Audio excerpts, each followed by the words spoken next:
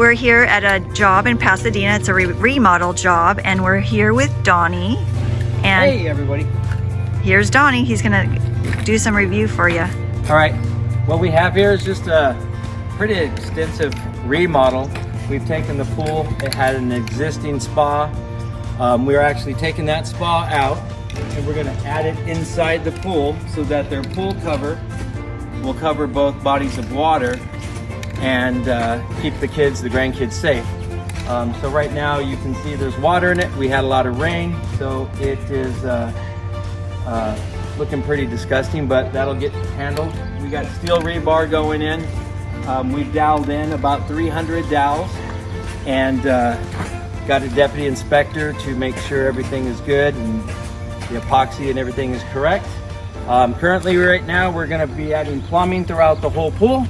We're going to add a new skimmer, new return lines, new pull back, add a new light in the spa, the new spa that's coming in, and pretty much that's it. We're going to stay tuned for some before and after pictures, and you'll see this thing will look really good when it's done. Great, thanks Donnie. And we're just gonna come over and say hello to George, working hard over here, and we're just so appreciative of our guys and how hard they work.